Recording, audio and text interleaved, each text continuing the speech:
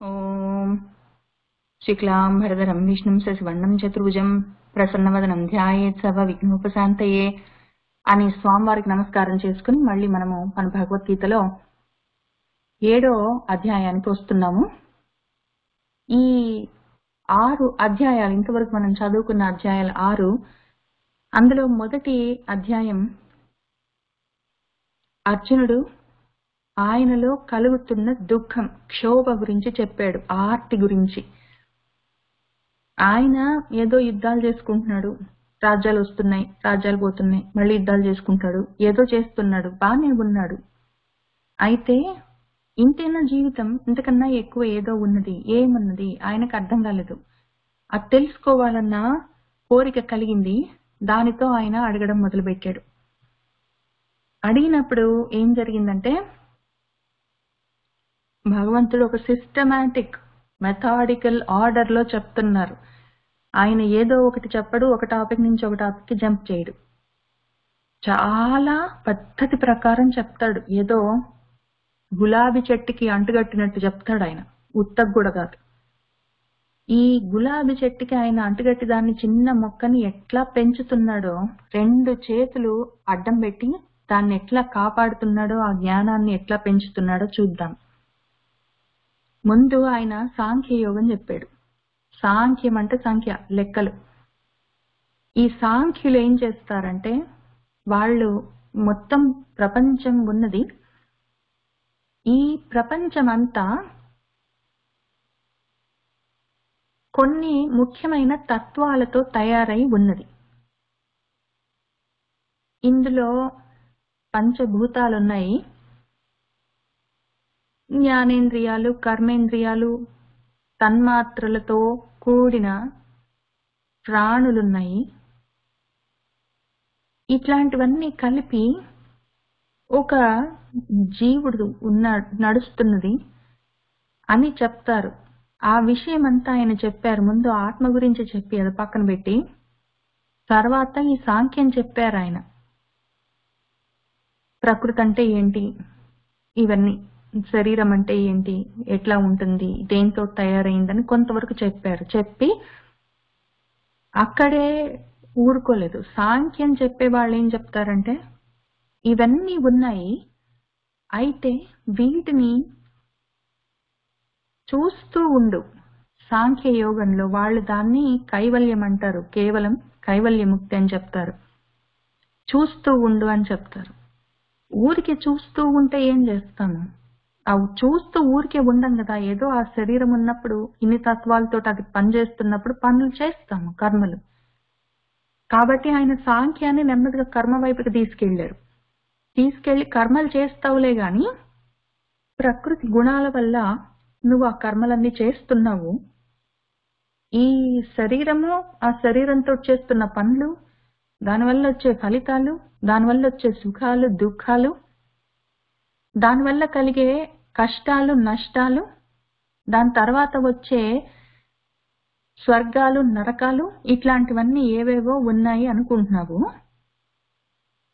ఉంటే ఉన్నాయి, లేకపోతే లేదు. యద్భావం తద్భవతి. కానీ నువ్వు ఇక్కడ ఉత్తగా ఇవన్నీ ఉన్నాయి తత్వాలన్నీ అని తెలుసుకోవడం వల్ల అక్కడికి అయిపోలేదు కదా. అందుకని ఈ కర్మలు చేసుకుంటామని నేనే చేస్తున్నాను, దీనివల్ల నాకు ఈ లాభం కావాలి, అవన్నీ పట్టించుకోకుండా దాన్ని యోగంలాగా చేసుకో, అప్పుడు కర్మయోగం అవుతుంది అన్నారు. అది కూడా ఆయన చెప్పదలుచుకున్న జ్ఞానానికి చివరి మెట్టు కాదు, అది ఓన్లీ స్టార్టింగ్ చేస్తున్నారు అక్కడ ఆయన. సరే, ఈ విషయం అర్థమైంది కదా. సాంఖ్యంలో చెప్పుకున్న తత్వాలన్నీ ఉన్నాయి. చేతులు, కాళ్ళు, కళ్ళు, ప్రకృతి, చెట్లు, పూలు, కాయలు, వాటిలో ఉన్న పంచభూతాలు, ఇవన్నీ ఏవేవో ఉన్నాయి. ఇవన్నీ తెలిసాయి కదా. ఇప్పుడు వీట్లల్లో ఏదో ఉండే ఉంటుంది అన్న ఆలోచనతోటి చూడు. నువ్వున్నావు, నీలో ఇన్ని విషయాలున్నాయి, తత్వాలున్నాయి. ప్రకృతి ఉంది, ప్రకృతిలో ఇన్ని విషయాలున్నాయి, తత్వాలున్నాయి అని విషయాలుగా విశేషంగా చూడకు నువ్వు. వీటన్నిట్లలో సామాన్యంగా కామన్ గా ఉన్న విషయం ఏంటి? ఈ మొత్తం చెట్టుంది, ఏదో కొండ ఉంది, పూలున్నాయి, నదులున్నాయి, నువ్వున్నావు, జంతువులున్నాయి, పిట్టలున్నాయి, ఆకాశం ఉంది, అగ్ని ఉంది, ఉంటే ఉన్నాయి. కానీ ఇవన్నీ ఇన్ని రూపాలుగా నామాలతో కనిపిస్తున్నాయి. ఇవన్నిట్లలో కామన్ ఏముంది అది చూడు. కామన్ ఏదో ఒకటి ఉంటుంది కదా సామాన్యంగా. నువ్వు విశేషాలు చూస్తున్నావు,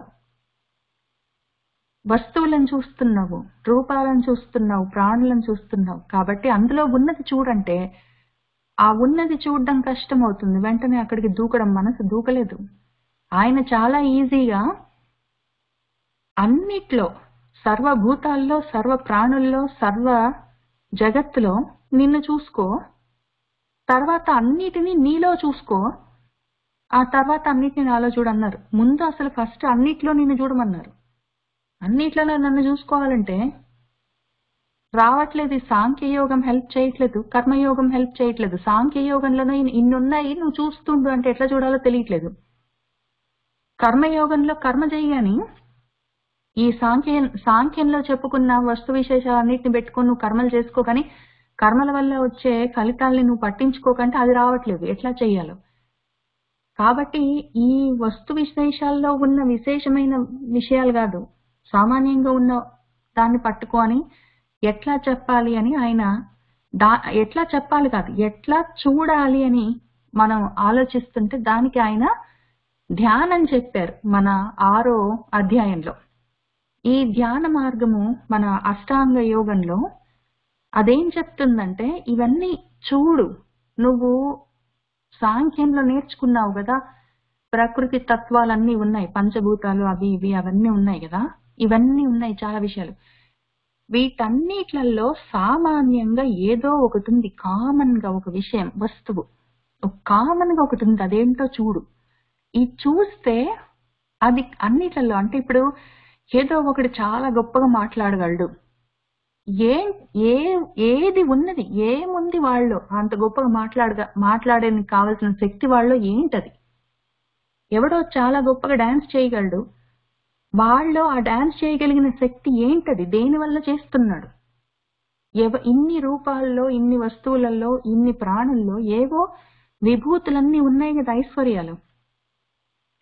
ఈ ఐశ్వర్యాలన్నీ కలిపి చూసుకో అని మన ధ్యాన యోగం చెప్తుంది, అష్టాంగ యోగం. మన పతంజలి ఏం చెప్పారంటే ఊరికి అందులో ఉన్నాయి, ఇన్నున్నాయి, అన్నున్నాయి, ఈ పంచభూతాలతోటి ఈ శరీరాలు తయారయ్యాయి, పంచభూతాలతోటి విశ్వం తయారైంది, లేకపోతే ఇవన్నీ అందులో ఉన్నాయంటే ఇంత మాత్రంతో నీకు అందులో ఉన్నదేంటో తెలియట్లేదు. కాబట్టి ధ్యానం చెయ్యి, ఫోకస్ చెయ్యి, చేసి ఆలోచించు. అదే ఆలోచనతోటి ఏముంది, వీటన్నిట్లలో ఏముంది, దేనివల్ల ఇవన్నీ నడుస్తున్నాయి, ఆ ఉన్న శక్తి ఏంటి, ఆ ఐశ్వర్యం ఏంటని చూడు. అది చూస్తే అది ఆ సమిష్టిగా అందరిలో ఏదో ఉందని తెలుస్తుంది. ఆ తెలిసినప్పుడు అదే నీకు ఈశ్వరత్వం అవుతుంది.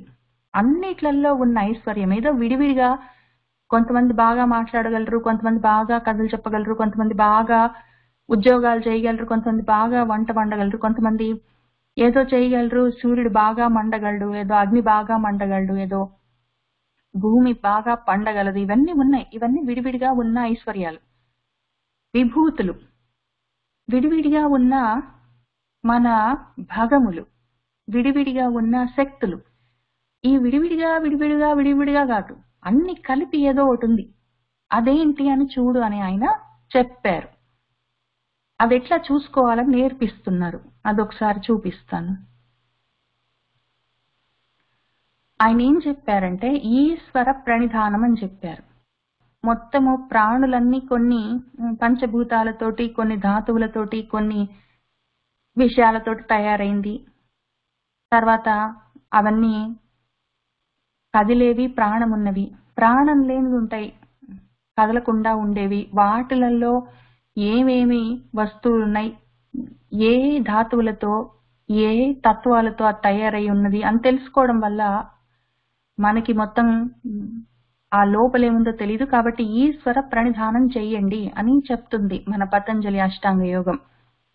ఈశ్వరత్వం అంటే అందరిలో కొంత కొంత ఉన్న ఐశ్వర్యం అంతా అఖండంగా ఉన్నది, ఎక్కడి నుంచి వచ్చింది, అది ఎక్కడ ఉన్నది, ఎట్లా తెలుస్తుంది అన్న విషయం గురించి తదేకంగా ధ్యానం చెయ్యండి అని ఆయన చెప్పాడు. అయితే ఈ ధ్యానం చేస్తాము, ఈ మొత్తం ఉన్న విషయాల్లో అన్నిట్లలో ఏదో ఇన్ని రూపాలతోటి నామాలతోటి కనిపిస్తున్నాయి, విడివిడిగా రకరకాలుగా ఇన్ని కళలుగా కనిపిస్తున్నాయి, ముక్కలుగా వేరువేరుగా భాగాలుగా. ఈ భాగాలన్నీ అఖండంగా చూడాలి అంటే ఎట్లా చూడాలి తెలియట్లేదు. దాని గురించి ఆలోచించడం అంటే చేస్తాము, ధ్యానించడం అంటే ధ్యానంలో దాని గురించి బాగా గట్టిగానే ఆలోచన చేస్తాము. ఆలోచన ఎట్లా చేస్తాము? దానికి ఒక ఆధారం కావాలి. అన్నిట్లలో వేరువేరుగా ఉన్న వస్తువులలో సామాన్యంగా ఉన్న విషయం ఏంటి అని తెలుసుకోవాలంటే దానికి ఒక ఆధారం కావాలి. అందుకని ఈ విడివిడిగా వేర్వేరుగా ఉన్నవి వాటన్నిటిని ఒక చోటికి తీసుకొచ్చి అఖండంగా పెడితే అది ఈశ్వరత్వం అవుతుంది. అదే ఐశ్వర్యం. సమిష్టిగా అందరిలో ఉన్న ఐశ్వర్యం ఈశ్వరత్వం.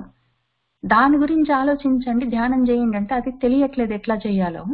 అందుకని మన భగవంతుడు ఈ విభక్తంగా ముక్కలు ముక్కలుగా వేర్వేరుగా ఉన్నవన్నీ విభక్తం కాదు, అది వేర్వేరుగా విభాగించకండి, వేర్వేరుగా చూడొద్దు, వాటన్నిటిని కలుపుకొని ఒక్కటి ఉన్నదేదో అని చూడండి అని చెప్తాడు. అది ఆ రకంగా వేర్వేరుగా ఉన్నదంతా కాదు, ఉన్నదంతా ఒక్కటి అన్నిట్లలో అని చూసేది భక్తి భావం.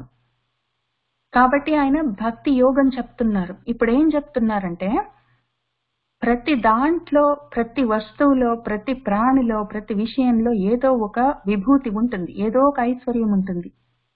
ఆ ఉన్నది అంతా ఏది? అదంతా ఒక రాసి పోస్తే అఖండంగా ఉంటుంది ఈశ్వర చైతన్యం. దాని గురించి ధ్యానం చేయడం నేర్చుకున్నావు కదా మరి. అష్టాంగ యోగం పతంజలి రాసిచ్చిన అష్టాంగ యోగాన్ని పెట్టుకొని ఆ ధ్యానం ఎట్లా చేయాలి, ఒక్క విషయం మీద ఆజ్య ధారలాగా, నేతి ధారలాగా సరళంగా కంటిన్యూస్ గా డిస్ట్రాక్షన్స్ లేకుండా పారుతున్న ధారాపాతంగా ధారగా ఉన్న ఆలోచన ఒక విషయం మీద ఎంతసేపైనా పెట్టి ఉంచగలిగే ప్రాక్టీస్ చేసావు కదా. ఇప్పుడు అదే ఆలోచనని ఇన్నిట్లలో వేర్వేరుగా కనిపిస్తున్న అనంతమైన అఖండమైన ఆ ఈశ్వర చైతన్యం ఏంటి అని తెలుసుకోవడం మీద పెడితే అది భక్తి అవుతుంది. అక్కడి నుంచి మళ్ళీ జ్ఞానానికి తర్వాత వెళ్ళొచ్చు. ఇప్పుడు ఇది ఎట్లా చూడాలి? ఇంతవరకు కష్టపడి నువ్వు చేసిన ప్రాక్టీస్ ఉంది కదా, ధ్యానం అనే ప్రాక్టీస్ చేసుకున్నావు, దాన్ని ఎట్లా వాడుకోవాలి? ఇప్పుడు ఆ ధ్యానం అనే టూల్ ని, ఉపకరణాన్ని పెట్టుకొని అన్నిట్లలో అఖండంగా ఉన్న ఈశ్వర చైతన్యం ఏంటి, ఆ పరమాత్మ పదార్థం ఏంటి అని ముందు తెలుసుకోవడం ఎట్లా అని ఆయన ఇక్కడి నుంచి ఈ 7వ అధ్యాయం దగ్గర నుంచి ఆయన చెప్తున్నారు. దీన్ని ఈ 7, 8, 9, 10, 11, 12 ఈ 6 మొత్తం భక్తి షట్కం దీని పేరు. తర్వాత మళ్ళీ 6 వీటన్నిటిని ఎట్లా సమన్వయం చేసి చూడాలని నేర్పిస్తారు. ఇప్పుడు ఈ 6 అధ్యాయాలు మనకు భక్తి షట్కం. ఈ విభక్తంగా విడివిడిగా వేరువేరుగా ఇన్ని నామరూపాలతోటి కనిపిస్తున్న విషయాలన్నీ అవిభక్తంగా అఖండంగా ఉన్న ఆ ఈశ్వర పదార్థం అని ఎట్లా తెలుసుకోవాలి అని నేర్చుకునే అధ్యాయాలు ఇవన్నీ. ఇంతవరకు 6వ అధ్యాయం వరకు మనం నేర్చుకున్న విషయాలు, ఎన్ని తత్వాలున్నాయి, ఇన్ని రూపాలుగా ఎట్లా కనిపిస్తున్నాయి, ప్రకృతి ఏంటి, దాని గుణాలేంటి, అది మనతోటి ఏం చేయిస్తుంటుంది అన్న సాంఖ్యము, కర్మ, తర్వాత ధ్యానం నేర్చుకున్నాం. ఇప్పుడు దాన్ని ఉపయోగించి భక్తి మార్గంలో దాన్ని యోగంగా ఈ ఈశ్వర చైతన్యం గురించిన జ్ఞానాన్ని సాధించడానికి ఎట్లా వాడుకుందాము చూసుకుందాము. ఈ అధ్యాయానికి పేరు జ్ఞాన విజ్ఞాన యోగం. అందులో మళ్ళీ మన భగవంతుడు చెప్పడం మొదలు పెడుతూ ఉన్నారు. మయ్యాసక్తమనాః పార్థ యోగం యుంజన్ మత్ ఆశ్రయః అసంశయం సమగ్రం మాం యథా జ్ఞాస్యసి తత్ శృణు అని చెప్పారు. పార్థ, ఓ అర్జున, ఇప్పుడు నేను నీకు చెప్పబోతున్న దాన్ని, ఇంతవరకు నువ్వు యోగంలో ధ్యానం ఎట్లా చేయాలి, ఒక్క వస్తువు మీద కంటిన్యూస్ గా ఫోకస్ చేసి ఒకటే వస్తువు గురించి ఆలోచించడం, విశ్లేషించడం, తదేక ధ్యానంతో తత్పరతతోటి శ్రద్ధగా ఉండడం ఎలా అని నేర్చుకున్నావు కదా. ఇప్పుడేం చెయ్యి అంటే ఆ తదేక దృష్టి, ఆ తత్పరత, ఆ ధ్యానము, ఆ శ్రద్ధ అవన్నీ నా మీద పెట్టు. మయి అంటే నా మీద, నీ మనసు ఆసక్తమయ్యేటట్టు చూడు. నీ మనసుకి ఆసక్తి నా మీద కలిగేటట్టు చూడు. నేను భగవంతుడు పరమాత్ముడు ఉన్నాడు అని ఆ పరమాత్ముడి మీదే నీ మనసు ఆసక్తితోటి, ఆసక్తి అంటే ఇంట్రెస్ట్, చాలా ఇష్టం, ముందు ఇష్టం పెట్టుకో, బాగా ఇష్టం పెంచుకో, నా మీద బాగా ఆసక్తి పెంచుకో. ఎందుకంటే సాంఖ్యంలో తెలుసుకున్నావు కదా చాలా వస్తు విశేషాలు ఉన్నాయి. కర్మలో చూసుకున్నావు కదా నావి నాకు అని చాలా ఉన్నాయి. నా కూతురు, నా ఇల్లు, మా అమ్మ, నా కారు, నా వశ్యాలు, నేను, నా శరీరము, నా జ్ఞానము, నా గొప్పతనము, నేను చేయగలిగిన ఉద్యోగము, నేను మాత్రమే చేస్తాను, నేను చేయకపోతే ఆ ఉద్యోగం చేసేవాళ్ళు లేరు, నేను చాలా గొప్పదాన్ని, నా ఫీల్డ్ లో నా కెరియర్ పాత్రలో నేను చాలా దూరం వెళ్ళాను, చాలా పేరు తెచ్చుకున్నాను అని చాలా ఉన్నాయి కదా. వాటన్నిటి మీద నీకు ఆసక్తి ఉన్నది కదా ఇంతవరకు. ఆ ఆసక్తి ఈ ధ్యానంతో ఒక్క వస్తువు మీద పెట్టడం నేర్చుకున్నావు కదా. ఇప్పుడు ఇన్ని వస్తువుల మీద నీ ధ్యానము, నీ ఫోకస్ ఇన్ని వస్తువుల మీద స్ప్రెడ్ అయింది, పల్చబడిపోయింది. వాటన్నిటిని ఒక్క చోట పెట్టు. ఆల్రెడీ నువ్వు ధ్యానం ఎట్లా చేయాలో నేర్చుకున్నావు. ఒక చోట కూర్చో, ఒక మంచి ఆసనం వేసుకో, నువ్వు ఒక్క వస్తువు మీద మనసు పెట్టు, దృష్టి పెట్టు, దిక్కులు చూడక, అవన్నీ నేను చెప్పినట్టు చేసి నేర్చుకున్నావు కదా. ఇప్పుడు ఇన్ని వస్తువుల మీద నేను, నా కూతురు, నా ఇల్లు, నా ఆఫీసు, నా ఉద్యోగం, నా డబ్బులు, నా కారు, నా ఫ్రెండ్స్, నా గొప్పతనము, నా శక్తి, నేను మాట్లాడే శక్తి, నేను వినే శక్తి, నేను తినే శక్తి, నేను పడుకునే శక్తి, నేను లేచాను పడుకున్నాను, నేను లేకపోతే ప్రపంచం నడవదు, చాలా విషయాల మీద నీ మనసు తిరుగుతూ ఉన్నది కదా. వాటన్నిటిని ఇప్పుడు ఒక చోట పెట్టి అవన్నిటిని నా మీద పెట్టు. మయి ఆసక్త మనాహ, నా మీద ముందు ఇష్టం పెంచుకో. ఏదైనా ఇష్టం ఉంటేనే మనసు నిలబడుతుంది, కాబట్టి ముందు ఇష్టం పెంచుకో. నువ్వు నా మీద ఇష్టం పెంచుకోవడం కోసమే నేను రాముడిగా, కృష్ణుడిగా ఆటలన్నీ ఆడాను. నీకు మనసుకి, నీ మనసు ఏది లయమవుతుందో, లగ్నం అవుతుందో అటువంటివన్నీ నేను చేశాను. చాలా కథలు ఉన్నాయి, భాగవతం నిండా ఉన్నాయి, రామాయణం అంతా ఉంది, కావాలంటే మహాభారతంలో కూడా ఉన్నాయి. నీకు ఇష్టం వచ్చింది పెట్టుకో, ఏదో ఒకటి. నా మీద ముందు ఇష్టం, ప్రీతి పెంచుకో, ఆసక్తి పెంచుకో. తర్వాత పాట, మత్ ఆశ్రయ, నన్ను ఆశ్రయించు, నా దగ్గరికి రావడానికి, నా మాట వినడానికి, నా కథలు వినడానికి, నా గురించి మాట్లాడడానికి. ఇంకా అదే ఇష్టం పెంచుకుంటే ఇంకా అదే ఉంటుంది, నన్నే ఆశ్రయించి ఉంటావు, నా దగ్గరే ఉంటావు. అప్పుడు ఏమవుతుందంటే చాలా విషయాల మీద ఇష్టం ఉండి, ఆసక్తి ఉండి, చాలా విషయాల వైపుకి వెళ్తున్న నీ మనసు నా మీద ఇష్టం పెంచుకొని, నా మీద ఆసక్తి పెంచుకుంటే నా దగ్గరే ఉంటుంది. ఈ నువ్వు నేర్చుకున్న, ప్రాక్టీస్ చేసిన ధ్యానాన్ని ఇటు పెట్టు. ఆ రకంగా పార్థ యోగం యుంజన్, ఆ రకంగా చెయ్యి.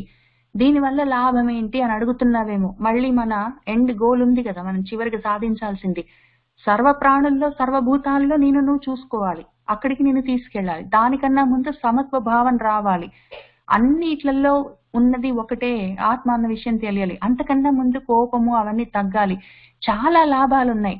ముందు కొంచెం లాభాలు, చిన్న చిన్న లాభాలు, ఇట్లా మొదలు పెట్టగానే వచ్చే లాభాలు ఏంటంటే కోపం తగ్గడం, కోరికలు తగ్గడం, తర్వాత రాగాలు, భయాలు, ద్వేషాలు లేకుండా పోవడం, మనసు కుదురుగా ఉండడం, ఇట్లాంటివన్నీ ముందు లాభాలు వచ్చేస్తూనే ఉంటాయి. మనసు ప్రశాంతంగా ఉంటుంది, చాలా బాగుంటుంది ప్రశాంతంగా ఉంటే మనసు. ఆ తర్వాత నెక్స్ట్ వచ్చేది ఏంటంటే సమత్వ భావం. ఆయన చాలా నిజంగా గొప్పవాడండి, అందరిని సమానంగా చూస్తాడండి, చాలా మంచివాడు, ఆయన చూస్తే చేతులెత్తి నమస్కారం చేయాలనిపిస్తుందండి అని అందరు గౌరవిస్తారు. తెలుసా నీకు? పెద్ద పెద్ద ఉద్యోగాలు చేశాను, చాలా చాలా డబ్బులు సంపాదించాను అనే కన్నా కూడా మనశ్శాంతిగా ప్రశాంతంగా ఉన్నవాడు ఉన్నాడంటే వాడికి ఎక్కువ రెస్పెక్ట్, ప్రేమ, గౌరవం వస్తుంది. కాబట్టి అది వెంటనే వచ్చారు, ఇంకో లాభం. దాని తర్వాత ఏమవుతుందంటే ఈ సమత్వభావం వచ్చిన తర్వాత ఇంకా నన్ను గౌరవించారా, గౌరవించలేదా అన్న ఆలోచన, కోరికలు అవన్నీ, కోపాలు అవన్నీ ఉండవు నీకు. నెక్స్ట్ అందరిలో నువ్వు చూసుకోగలవు, తర్వాత నీలో అందరినీ, తర్వాత అన్నిట్లలో నన్ను, నాలో అందరినీ, అన్ని చూసుకొని అంతా ఒకటే అని తెలుస్తుంది నీకు. అక్కడికి వెళ్ళాలి కదా, అది లాభం, అది ఫైనల్ లాభం.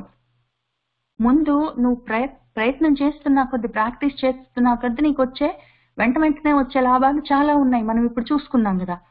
ఆ కష్టపడి నువ్వు నేర్చుకున్న ధ్యాన యోగం అక్కడికి వదిలిపెట్టకు. దాన్ని వాడి ఆ ధ్యాన యోగాన్ని హెల్ప్గా ఊతంగా పెట్టుకొని నా మీద ఇష్టం పెంచుకో. కథలు ఆల్రెడీ బోలెడు కథలున్నాయి, సినిమాలున్నాయి, సినిమా పాటలున్నాయి, స్తోత్రాలున్నాయి, చాలా ఉన్నాయి. నేను కూడా ఉన్నాను, నేను లేనా నీకు? నా మీద ఆసక్తి పెంచుకో. తర్వాత నన్నే పట్టుకొనుండు, నా దగ్గరుండు. ఇంకా ఎన్ని మాటలు చెప్పుకున్నా కూడా నీకు నేను, నాకు నేను, నువ్వు మనిద్దరమే కదా. మనిద్దరం ఒకరికొకళ్ళు ఉన్నాం కాబట్టి నా దగ్గరుండు. చాలా విషయాల మీద కాకుండా నా దగ్గరుండు. ఆ రకంగా యోగాన్ని సాధన మొదలుపెట్టు అర్జున. అప్పుడు దానివల్ల ఒక లాభం ఉంది. నీకు ఒక విషయం చెప్తాను, తత్ శృణు. నువ్వు విను, నీకు ఒక విషయం చెప్తాను. నీకు ఒక వెంటనే వచ్చే చాలా పెద్ద లాభం ఒకటి ఉంది. నేను ఊరికినే చెప్పట్లేదు. నా మీద ఇష్టం పెంచుకో, నా దగ్గర వచ్చి కూర్చో, నా కథలు తెలుసుకో, నా గురించి మాట్లాడని నేను ఊరికినే చెప్పట్లేదు. నేను మనిద్దరి కోసం చెప్తున్నాను. ఏం చెప్తున్నానో విను, శృణు. ఇదిగో, మాం నన్ను, యథా ఏ విధంగా, సమగ్రం మొత్తం, అసలు నేనెవరు, నేనేంటి, నా తత్వం ఏంటి అన్న విషయాలు సమగ్రంగా, అసలు ఇంకా తెలియదు అన్న విషయం లేకుండా, అసంశయం నా గురించి నిజంగా ఉన్నాడా దేవుడు, నిజంగా నా కోసం వస్తాడా, అమ్మో నేనంత ధ్యానం, అంత యోగం, అంత సాధన చేయగలనా అన్న అనుమానాలు ఉండవు. నా గురించిన అనుమానాలు గాని, నేనున్నానా లేనా, నేను నిజంగా ఏమైనా చేయగలనా లేదా, ఇట్లాంటి అనుమానాలు గాని తెలియకుండా, నా గురించి తెలియకుండా పోవడం గాని లేకుండా, నా గురించి మొత్తం తెలుసుకోగలవు. నా గురించిన అనుమానాలు నీకేమైనా ఉంటే అన్నీ పోతాయి. ఏ విధంగా, యథా ఏ విధంగా, మాం నన్ను, జ్ఞాస్యసి తెలుసుకుంటావో ఆ విషయం చెప్తాను. పాఠ తత్ దాన్ని శృణు, నువ్వు విను, నేను నీకు ఎక్స్ప్లెయిన్ చేసి చెప్తాను. నువ్వేం లేదయ్యా, నా దగ్గర కూర్చో. మదాశ్రయ మయాసక్త మనాహ, నా మీద ఇష్టంతో నా దగ్గర కూర్చో. ఆల్రెడీ ధ్యాన యోగం ప్రాక్టీస్ చేసావు కాబట్టి నువ్వు ఫోకస్ చేయి. నేను నీకు ఒక ముఖ్యమైన విషయం చెప్తాను, ఒక ముఖ్యమైన జ్ఞానం చెప్తాను. మయి ఆసక్త మనాహ పార్థ యోగం యుంజన్ మత్ ఆశ్రయ అసంశయం సమగ్రం మాం యథా జ్ఞాస్యసి తత్ శృణు. జ్ఞానం తే అహం సవిజ్ఞానం ఇదం వక్ష్యామి అశేషతః యత్ జ్ఞాత్వా న ఇహ భూయః అన్యత్ జ్ఞాతవ్యం అవశిష్యతే. ఇదిగో, తే నీకు, అహం నేను, ఇదం ఈ, జ్ఞానం జ్ఞానాన్ని, అశేషతః ఏమి మిగలకుండా, మొత్తం చెప్పావు ఇంకా కొంచెం మిగిలిచ్చావు, ఇంకా ఏదో ఉందట కదా వాళ్ళు వీళ్ళు చెప్పుకుంటున్నారు అది కూడా చెప్పరాదా అని నువ్వు నన్ను అడగవలసిన అవసరం లేదు. శేషమన్నది మిగిలించకుండా అశేషంగా మొత్తము వక్ష్యామి నేను నీకు చెప్తాను. ఆ చెప్పే జ్ఞానం కూడా సవిజ్ఞానం, విజ్ఞానంతో కూడిన జ్ఞానాన్ని సవిస్తరంగా అశేషంగా నీకు నేను వక్ష్యామి చెప్తాను. నువ్వు దాన్ని శృణు, తత్ శృణు. ఏం జ్ఞానం చెప్తాననుకుంటున్నావో తెలుసా? నేను చెప్పే జ్ఞానము, ఈ విజ్ఞానంతో కలిపి నేను నీకు చెప్తున్న విషయము, యత్ ఏదైతే జ్ఞాత్వా తెలుసుకుంటావో, ఇహ ఇంకిక్కడ ఈ భూలోకంలో గాని ఇంకెక్కడైనా గాని, భూయః మళ్ళీ, అన్యత్ వేరే, జ్ఞాతవ్యం తెలుసుకోవడం అనేది నా అవశిష్యతే అవసరం ఉండదు. నేను చెప్పే విషయం నువ్వు ఒకసారి తెలుసుకున్నావంటే ఇంక మళ్ళీ వేరే విషయాలు ఏవో తెలుసుకోవాల్సిన అవసరం ఉండదయ్యా. అటువంటి విషయం చెప్తున్నా నీకు, అది కూడా సమగ్రంగా అశేషంగా మొత్తం చెప్తాను. ఆ జ్ఞానం నీకు కలిగితే నేనెవరు అన్న విషయం సమగ్రంగా నీకు అర్థమవుతుంది, అనుమానాలన్నీ పోతాయి. అప్పుడప్పుడు మధ్య మధ్యలో నీకు 4వ అధ్యాయంలో 5వ అధ్యాయంలో ఏదో జ్ఞానం అనే కత్తి తెచ్చుకో, సంశయాలన్నిటినీ ఛేదించుకో అని చెప్పే కదా. ఆ జ్ఞానం ఏది, ఎటువంటి జ్ఞానంతో నేను అటువంటి సంశయాలన్నీ ఛేదించుకోగలనని నువ్వు నన్ను అడగలేదు. కానీ ఆ అనుమానాలన్నీ ఛేదించుకోగలిగిన జ్ఞానాన్ని మొత్తం సమగ్రంగా మిగులు అనేది లేకుండా నేను నీకు చెప్తాను. ఇది తెలుసుకున్నావంటే వేరే తెలుసుకోవాల్సిన అవసరం లేదు. అటువంటిది చెప్తాను. దానికి నువ్వు చేయవలసింది ఏంటంటే నా దగ్గర కూర్చో, నేను చెప్తున్న విషయాన్ని ఇష్టంగా విను. జ్ఞానం తే అహం స విజ్ఞానం ఇదం వక్ష్యామి అశేషతః యత్ జ్ఞాత్వా న ఇహ భూయః అన్యత్ జ్ఞాతవ్యం అవశిష్యతే. ఇక్కడ ఆయన మన భగవంతుడు విజ్ఞానం జ్ఞానం అని రెండు అన్నారు. విజ్ఞానంతో కూడిన జ్ఞానాన్ని నేను నీకు చెప్తాను మొత్తం అన్నారు. ఈ విజ్ఞానం అంటే ఏంటి, జ్ఞానం అంటే ఏంటి అని చెప్పి జ్ఞాన విజ్ఞానాల గురించి మన వాళ్ళు కొద్దిగా వ్యాఖ్యానాలు భాష్యాలు ఇచ్చారు, అవి చూసుకుందాము. జ్ఞానం అంటే బయట నుంచి వచ్చేది. ఎవరైనా చెప్తూ ఉంటే మనం వింటూ తర్వాత ఆలోచించుకుంటూ దాని గురించి చింతన చేసుకొని అర్థం చేసుకోవడం, తర్వాత భావనలోకి తెచ్చుకోవడం, ఆ భావనలోకి తెచ్చుకున్న దాన్ని అనుభవంలోకి తెచ్చుకోవడం, తర్వాత మమేకమైపోవడం. ఇది చేస్తాం మనం. శ్రవణం చేస్తాం, ముందు వింటాం, ఎవరైనా చెప్తూ ఉంటే వింటాం, రాసిస్తూ చదువుకుంటాం. అది శ్రవణం, బయట నుంచి వస్తుంది జ్ఞానం. అయితే ఈ బయట నుంచి వచ్చే జ్ఞానం లోపలికి వెళ్ళిన తర్వాత మననం చేస్తాం, మనసులో ఆలోచించుకుంటాం. ఈ ఆలోచించుకోవడానికి లోపల కూడా జ్ఞానం ఉండాలి. చెప్పేవాళ్ళు చెప్తారు, పుస్తకాలన్నీ ఉంటాయి, రాసిచ్చేవాళ్ళు రాసిస్తారు. కానీ చదువుకునేవాడికి, వినేవాడికి, శ్రవణం చేసేవాడికి లోపల ఎంతో కొంత జ్ఞానం ఉంటేనే దీన్ని అర్థం చేసుకోగలడు. కాబట్టి ఆ లోపల ఉండే ఆల్రెడీ ఉన్న జ్ఞానం విజ్ఞానం.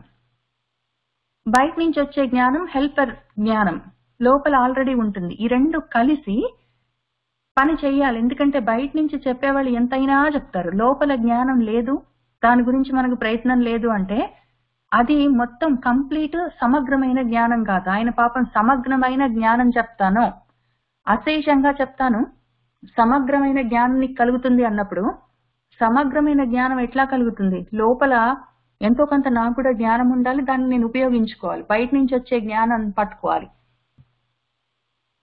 కాబట్టి ఈ విధంగా రెండు రకాల జ్ఞానాలు ఉండాల్సిందే అని మన వాళ్ళు పెద్దవాళ్ళు చెప్తారు.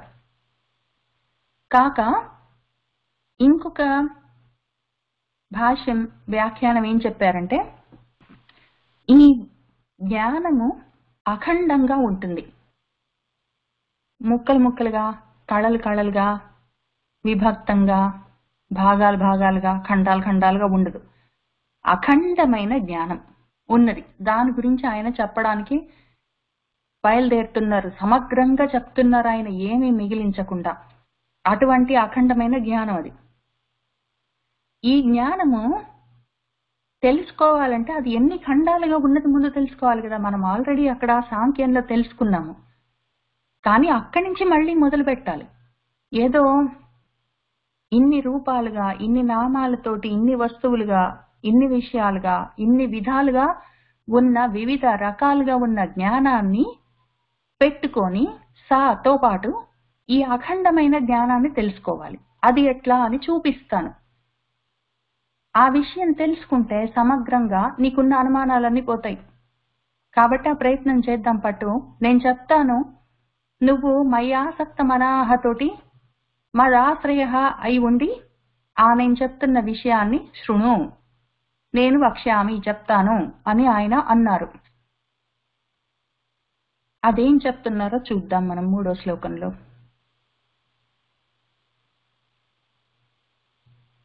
మనుష్యాణం సహస్రేషు కశ్చిత్ యతతి సిద్ధయే యతతాం అపి సిద్ధానాం కశ్చిత్ మాం వేత్తి తత్వతః. నేను ఇప్పుడు చెప్పబోయే జ్ఞాన విజ్ఞానం, నేను చెప్పబోతున్న సమగ్రమైన జ్ఞానం, అశేషతః చెప్పబోతున్న విషయము నేను చెప్తాను. దానికి పట్టుకోవడం కూడా అవసరం. అందుకే నీకు ముందు మొత్తం నేను ధ్యానం నేర్పించి ఇక్కడ దాకా తీసుకొచ్చాను అర్జున. ఎందుకంటే సహస్రేషు, వేల కొద్దీ, మనుష్యాణం మనుషులు, యతతి ప్రయత్నం చేస్తే, సిద్ధయే ఆ సిద్ధి సాధించడానికి, నేను చెప్తున్న జ్ఞానాన్ని తెలుసుకోవాలి, సాధనతో దాన్ని పట్టుకోవాలి, ఆ సిద్ధి ఆ సాధనతో సాధించాలి అని ప్రయత్నం యతతి చేసేవాళ్ళు ఉంటారు కదా, వాళ్ళలో కశ్చిత్ కొంతమందికి ఆ సిద్ధి కలుగుతుందేమో తెలీదు. ఒకవేళ యతతాం ఆ ప్రయత్నం చేసుకుంటున్న వాళ్ళు వాళ్ళలో సిద్ధానం కొంతమంది సిద్ధి సాధించారే అనుకో. నేను చెప్పిన జ్ఞానాన్ని వాళ్ళు మొత్తం నేను చెప్పింది చెప్పినట్టు వాళ్ళు పట్టుకున్నారే అనుకో జ్ఞానం. అపి అయినా కూడా కశ్చిత్ కొంతమందే మాం నన్ను తత్వతః వేత్తి నా తత్వాన్ని తత్వతః యథార్థంగా ఉన్నదాన్ని నేను చెప్పబోతున్న విషయం కావాలంటే అర్థమవుతుంది. ఏదో నేను శ్లోకాలు రాసిస్తాను లేదా నేను నీకు ఏదో వ్రజ్ భాషలో చెప్తాను, నువ్వు మొత్తం వింటావు. భాష తెలుసు కాబట్టి మాటలు అర్థమవుతాయి. చెవులు ఉన్నాయి కాబట్టి చెవుల్లో పడతాయి. చెవుల్లో పడ్డాక అది మనసుకు ఒకవేళ తగులుకుంటే భాష తెలుసు కాబట్టి ఆ విషయం అర్థమవుతుంది, మాటలకు అర్థం తెలుస్తుంది. ఆ తర్వాత నేనే చెప్తున్నాను, మళ్ళీ మళ్ళీ చెప్తున్నాను, అదే విధంగా అదే పనిగా చెప్తున్నాను, సమగ్రంగా చెప్పాను, అశేషతః చెప్పాను కాబట్టి నీకు కొంతవరకు అర్థమైనట్టు అనిపిస్తుంది విషయం. దాన్ని నువ్వు కష్టపడి భావనలోకి తెచ్చుకోవాలి. ఆ భావనలోకి తెచ్చుకున్నాక భావన గట్టిపడాలి, అది అనుభవంలోకి రావాలి. ఆ అనుభవంలోకి వచ్చిన తర్వాత కూడా తత్వం కొంతవరకు తెలుస్తుంది. ఆ తత్వం కూడా గట్టిపడి అది మొత్తము నువ్వు అయిపోవాలి.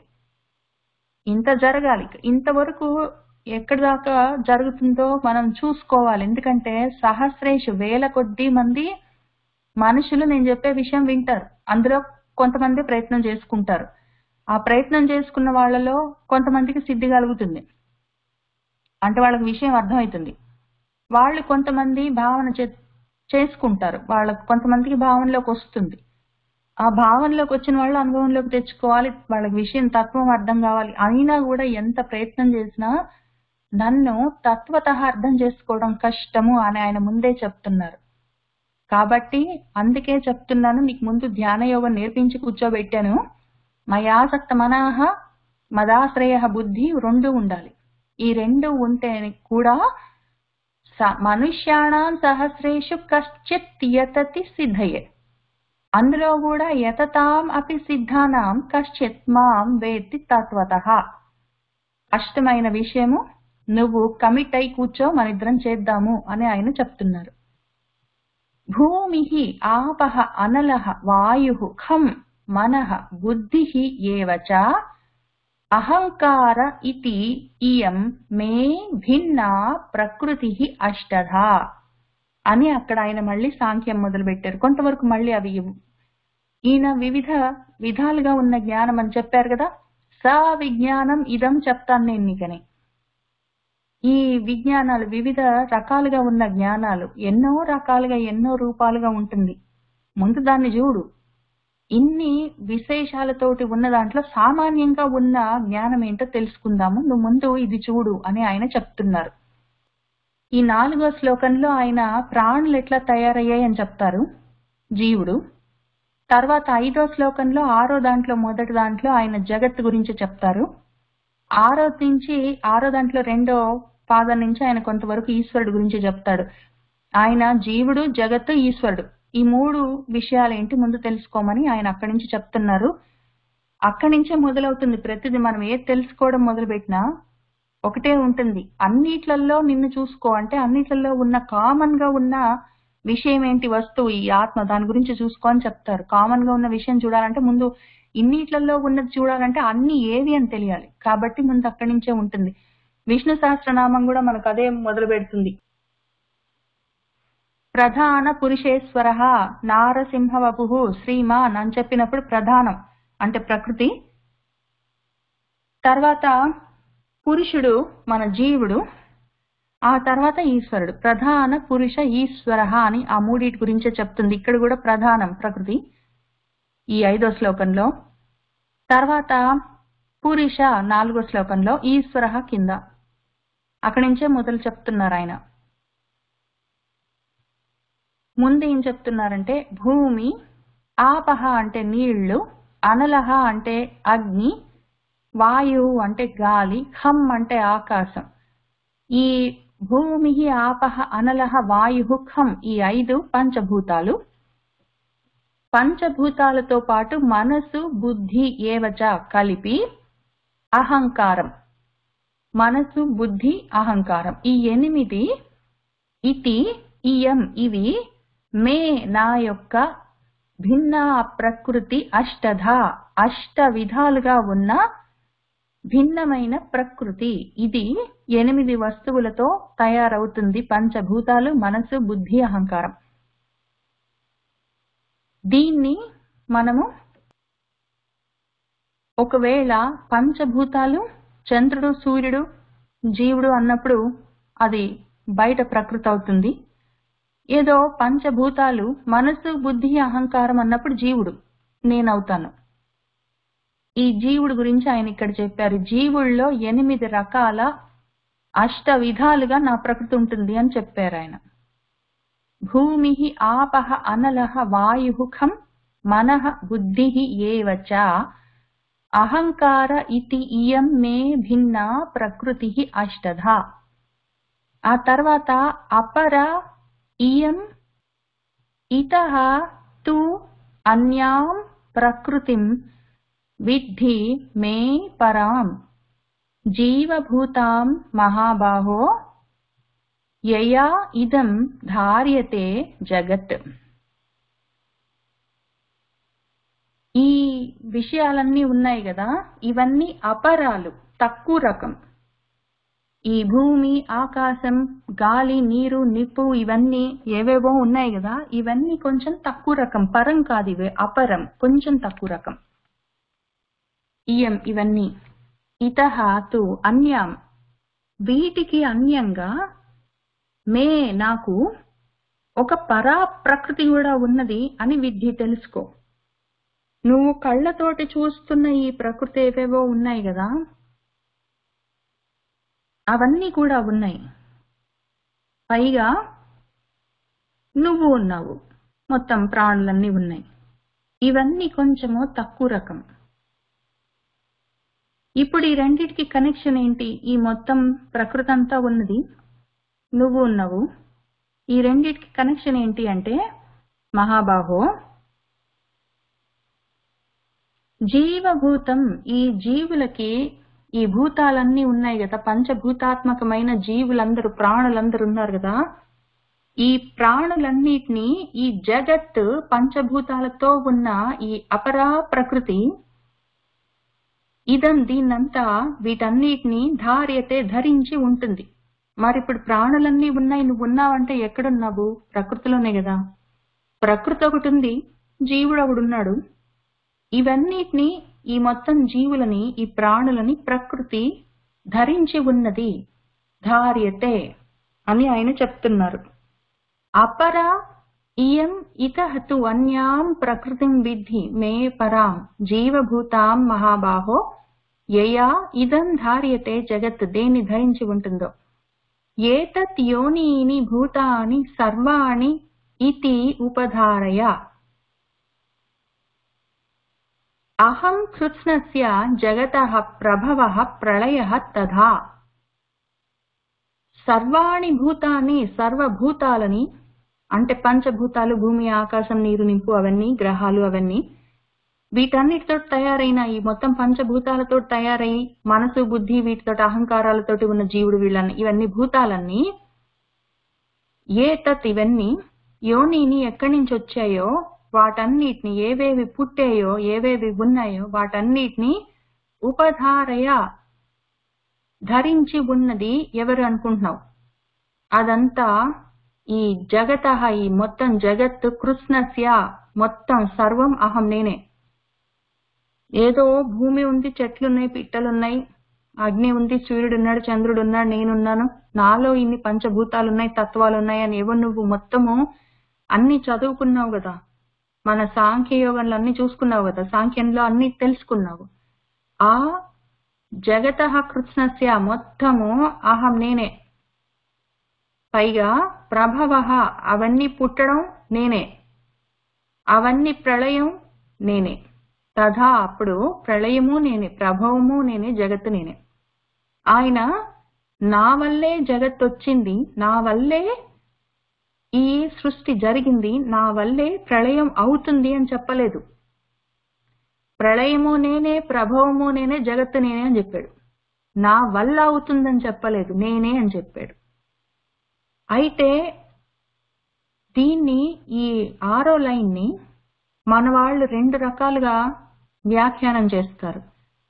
ఈ కృత్స్నస్య జగతః అహం, ప్రభవః అహం, ప్రళయః తథా అహం అని చెప్పినప్పుడు ఈ మొత్తం ప్రకృతికి కారణం నేనే, అది ప్రభవించడానికి, అది సృష్టి జరగడానికి, నడవడానికి, ప్రళయం అవ్వడానికి, ఆ మూడిటికి సృష్టి స్థితి లయలకు నేనే కారణము అని ఆయన చెప్పారు అని మన వాళ్ళు వ్యాఖ్యానం రాస్తారు. అది భక్తి మార్గంలో ఉన్న వాళ్ళు చెప్తారు.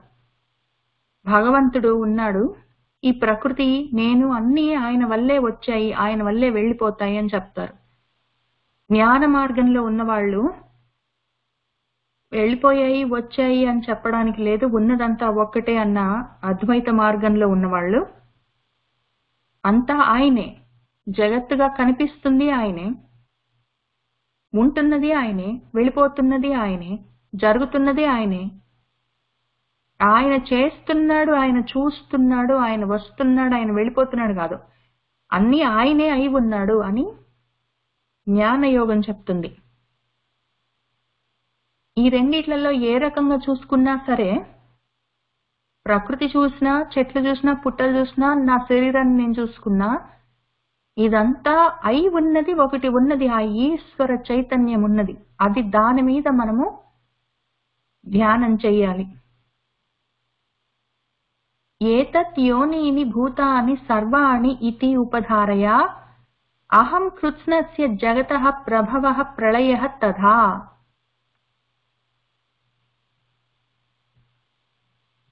మత్తః పరతరం నా అన్యత్ కించిత్ అస్తి ధనంజయ. మయి సర్వం ఇదం ప్రోతం సూత్రే మణిగణ ఇవ. మత్తః నాకు పరతరం వేరేగా, అన్యత్ వేరేది, కించిత్ కొంచెం కూడా, నా అస్తి లేదు ధనంజయ నేను కాక వేరేది ఇంకేదీ లేదు. సృష్టి నేనే, ప్రళయము నేనే. సృష్టి నేను చేస్తాను, ప్రళయం నేను చేస్తాను కాదు. సృష్టి నేనే, ప్రళయము నేనే, ఉండడము నేనే, ఉన్నది నేనే. నేను కాక వేరేది ఏదీ లేదు ధనంజయ. మయి నేను, ఇదం సర్వం ఈ అన్నిట్లలో, మొత్తంలో, మొత్తం సర్వంలో, ప్రోతం గుచ్చబడి ఉన్నాను. మయి నాలో, ఇదం ఈ సర్వం మొత్తము, ప్రోతం గుచ్చబడి ఉన్నది, ప్రతిదీ నాలో గుచ్చబడి ఉన్నది, నాతోనే ఉన్నది. ఎట్లా అంటే సూత్రే, సూత్రంలో, దారంలో మణులన్నీ, గణాలు, మణులన్నీ, చాలా మణులన్నీ ఒక సూత్రంలో, దార పోగుకి మణులన్నీ ఎట్లా గుచ్చబడి ఉంటాయో ఇవా, అట్లా నాలో ఈ మొత్తం సర్వం గుచ్చబడి ఉన్నది, కూర్చబడి ఉన్నది. నాలోనే, నన్ను ఆధారంగా చేసుకొని ఇదంతా ఉన్నది, నాలోనే ఉన్నది. మయి సర్వం ఇదం ప్రోతం సూత్రే మణిగణ ఇవ. మత్తః పరతరం నా అన్యత్ కించిత్ అస్తి ధనంజయ. మయి సర్వం ఇదం ప్రోతం సూత్రే మణిగణ ఇవ అని చెప్పారు. ఇంతవరకు కూడా అవసరం లేదు. యాక్చువల్గా ఆయన మొత్తం సర్వం కృత్స్నస్య, అసలు ఏ మాత్రం వదిలిపెట్టడం అనేది లేకుండా మొత్తం సర్వం జగత్తు నేనే, ప్రభవం సృష్టి నేనే, ప్రళయం నేనే అని చెప్పాడు. అర్థమైతే అక్కడికే అవ్వచ్చు, లేకపోతే వాళ్ళకి అర్థం కాలేదన్న వాళ్ళకి ఆయన సరే నేను కానిది వేరేది లేదు, అంతా నేనే అంటే అర్థం కాలేదేమో అని, నేను కానిది వేరేది లేదు ఇంకా అని చెప్పారు. ఇంకా దాన్ని క్లారిఫై చేసుకుంటూ, ఇక్కడ నీకు సర్వం అనేదో కనిపిస్తుంది కదా, ఇవన్నీ వేరే లేవు, నేను ఒక దారంలాగా ఉంటే ఇవన్నీ నాలో గుచ్చబడి ఉన్నాయి, వేరేగా లేవు అని చెప్పారు. అప్పుడు మణులు వేరు, దారం వేరు కదా అని అనిపిస్తుంది. మళ్ళీ ఇప్పుడు అంతా నేనే అని చెప్పి వెంటనే మణులన్నీ ఉన్నాయి, చాలా మణులున్నాయి, మణి గణమంతా ఉన్నది, వాటిలో మొత్తం సూత్రంలాగా దారంలాగా నేనున్నానంటే దారం వేరు, మళ్ళీ మణులన్నీ సపరేట్ గా వేరు వేరు అనిపిస్తుంది. ఆయన ఎందుకు మరి మొత్తం అంతా నేనే అని చెప్పి మళ్ళీ ఇన్ని మణులున్నాయి, మళ్ళీ నేను ఒక సూత్రాన్ని ఉన్నానని ఎందుకు చెప్తున్నారు అంటే, పట్టుకోలేని వాళ్ళకి, పట్టుకోగలిగిన వాళ్ళు పైన తెలుసుకుంటారు. అది వెంటనే తొందరగానే అర్థం కావట్లేదు, చెప్పగానే అర్థం కావట్లేదు అంటే వాళ్ళ కోసమైనా సరే ఇట్లా చూడు, ఇంకో రకంగా చూడు అని చెప్తున్నారు. ఆయన రకరకాలుగా ప్రయత్నం చేస్తారు ఇందులో. అందుకే ఆయన భక్తి యోగం పెట్టుకున్నారు. విభక్తంగా విడివిడిగా భాగాలుగా ఉన్నవన్నీ ముక్కలన్నీ కలుపుకొని చూడు, ముక్కలన్నీ కలుపుకొని చూడు. నీకు ముక్కలు ముక్కలుగా వేరే వేరేగా కనిపిస్తున్న ఈ ముక్కలన్నీ కలిపితే వీటన్నిట్లలో ఉన్నది ఒక్కటే ఈశ్వర చైతన్యం, అది చూడు నువ్వని చెప్పడానికైనా చాలా ప్రయత్నం చేస్తారు. ఇక్కడి నుంచి 6 అధ్యాయాలు అందులో చెప్తున్నారు ఆయన. కాబట్టి మొత్తం సర్వం ఉన్నది. ఇది ఎందుకు అంటే, ముందు మనం శ్రవణం చేస్తాము. మామూలుగా తెలుసుకోగలిగిన వాళ్ళు, బాగా జ్ఞానంలో చాలా ముందుకు వెళ్ళిపోయిన వాళ్ళు, చాలా దూరంలో ఉన్నవాళ్ళు, ఇంకా సిద్ధి సాధించడానికి దగ్గరలో ఉన్నవాళ్ళు, వాళ్ళకి ఒకసారి చెప్పగానే వెంటనే శ్రవణానికే అర్థమైపోతుంది. మన పరీక్షిత్, మన శుకుడు అక్కడికి వచ్చి కూర్చొని 7 రోజులు చెప్పాడు. చెప్పగానే శ్రవణానికే ఆయనకు అర్థమైపోయింది. విన్నాడంతే, వినగానే అర్థమైపోయింది. అయితే ఆ రకంగా శ్రవణంతోటే అర్థం కాలేదు, విన్నంత మాత్రం చేత, ఒకసారి చదివినంత మాత్రం చేత వెంటనే అర్థమైపోయింది ఆత్మతత్వం ఏంటి, పరమాత్మతత్వం ఏంటి, ఈశ్వర చైతన్యం అంటే ఏంటి, అన్నిట్లలో ఉన్న ఈశ్వర చైతన్యాన్ని ఎట్లా చూడాలి, అది ఏంటి అని వెంటనే తెలుసుకోగలిగిన వాళ్లకు పర్వాలేదు. అది తెలీదు అనుకున్న వాళ్ళకి శ్రవణం తర్వాత మననం ఉంటుంది. మనసులో ఆలోచించుకోవడం, దాని గురించే చింతన చేయడం. ఆ చింతన చేయడం కోసమే ధ్యానం. అదే విధంగా పట్టుకొని ఆయన చెప్తున్నారు. మొత్తం జగత్తు ప్రభవము ప్రళయం ఆయనే అంటే అర్థం కాలేదు. సరిపోని ఆయన మణిగణులన్నీ, మొత్తం ఒక గణం ఉన్నది, మణులన్నీ ఉన్నాయి. ఈ రూపాలన్నీ మణులైతే అవన్నిట్లో మధ్యలో సూత్రంలాగా ఉన్నది ఆయనేనట. పోనీ అని చెప్పి దాన్ని అర్థం చేసుకోవడానికి మననం పనికొస్తుంది. చాలా మంది ఆ రకంగా మననంతో ఒకవేళ అర్థం చేసుకుంటే అక్కడికి ఆగిపోవచ్చు. ఒకవేళ మననంతో కూడా అర్థం కావట్లేదు, ఎంత ఆలోచించినా అర్థం కావట్లేదు అంటే నెక్స్ట్ నిధిధ్యాసనం. ఈ విషయం పెట్టుకొని తరచి అన్ని యాంగిల్స్ లో నుంచి చూసుకొని ఇంకా నిధిధ్యాసనం చాలా ఎక్కువగా ప్రయత్నం చేసి అన్ని రకాలుగా చూసుకొని ఆ నిధి, ఆ పెన్నిధేమి, దాని గురించిన ధ్యానమేమి, ఇంకా ఈ ధ్యానాన్ని మనం 6వ అధ్యాయంలో నేర్చుకున్న ధ్యానాన్ని ఇంకా హై లెవెల్ కి తీసుకెళ్లి దాన్ని ఏం చేయొచ్చు అని ప్రయత్నం చేసుకోవచ్చు. ఇంకో అందరి కోసం చెప్తున్నారు ఆయన. వినగానే వెంటనే అర్థమయ్యే వాళ్ళు చేసుకోగలరు, శ్రవణం తోటే అయిపోతుంది వాళ్ళకి జ్ఞానోదయం. కానీ అంతవరకు రాలేదు, జ్ఞానం ఇంకా గట్టి పడలేదు, వాళ్ళు అందులో ఉంచుకోలేదు అంటే మననం వాళ్ళ కోసం అని చెప్పి విషయాలు చెప్తున్నారు ఆయన. మత్తః పరతరం నాణ్యత్ కించిత్ అస్తి అని చెప్పారు. సూత్రాల్లాగా ఈ మణులన్నీ నాలో గుచ్చబడి ఉన్నాయన్నారు. సరే, అది కూడా అర్థమయ్యే అవకాశం కొంతమందికి ఉండొచ్చు, ఉండకపోవచ్చు. ఆయన అందరి కోసం ప్రయత్నం చేస్తున్నారు కాబట్టి ఆయన సరే ఇంకో రకంగా చెప్తాను పట్టు. అహం కృత్స్నస్య జగతః ప్రభవ ప్రళయ అంటే అర్థం కాలేదు కదా. తర్వాత పోనీ సూత్రే మణిగణ ఇవ అంటే అర్థం కాలేదు కదా. ఇప్పుడు ఇంకో రకంగా చూడు. రసః అహం అప్సు కౌంతేయ ప్రభా అస్మి శశి సూర్యయోః ప్రణవః సర్వవేదేషు శబ్దః హే పౌరుషం ఋషు అన్నారు. ఇక్కడి నుంచి చాలా విషయాలు చెప్తారు.